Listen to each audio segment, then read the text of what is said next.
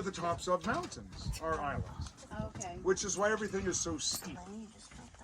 Oh, okay. I mean, you've seen how steep it all is, right? Well, the steepness continues right on down past the shoreline, which is why there's hardly any beach. And I'm sorry when we came around the corner, there was so much fog because it's a beautiful view of the backside of Catalina Island for like 10 miles, unobstructed view, but there's hardly any beach. The cliffs just come right down. Yeah. Bison. Wow. Are you guys headed out? How many nights will you be out? Just 2. We're going to do it on Tuesday. Really? So tonight you're spending the night at Blackjack? That's the one with the antenna on it. Oh, you're right. There you go. Yay. How often is he right? That's a little harsh. And then tomorrow you'll go all the way to Two Harbors and take the boat back, or will you spend? Yeah, we're gonna final loop the next day and then go. Oh, no kidding! Out to Parsons Landing, but back, and then spend the night in Two Harbors. That's a good way to do it.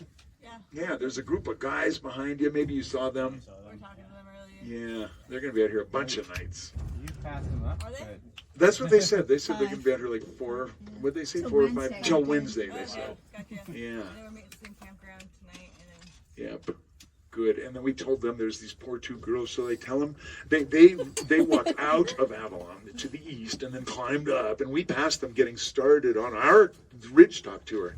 And 2 girls, one's from Minnesota. I mean, these are mountaintops to a girl from Minnesota, right? And they were tired already.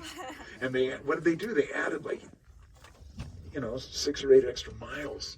So when you see them tonight, give them a high five. where's home for you guys? I'm gonna buy somebody. Oh, no kidding. So these are hilltops for you. And are you Yosemite also? I'm down in the high desert of SoCal, like Lancaster area. Sure.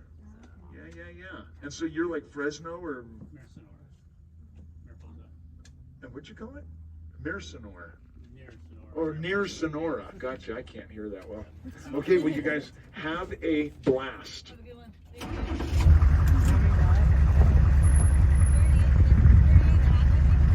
you. 38 and a half miles, including the loop out to Parsons and back. Nice. See ya. All right. We'll get on. There's a couple of Wrigley's. I mean, it was Bo Wrigley, Allison's brother, who sold the Wrigley company to Mars, candy in New Jersey, in 2008 for like double-digit billions. Yeah. And now he's in the hemp business in a big way. Yeah. In a really legitimate way, including science research and, distribution and stuff. Yeah.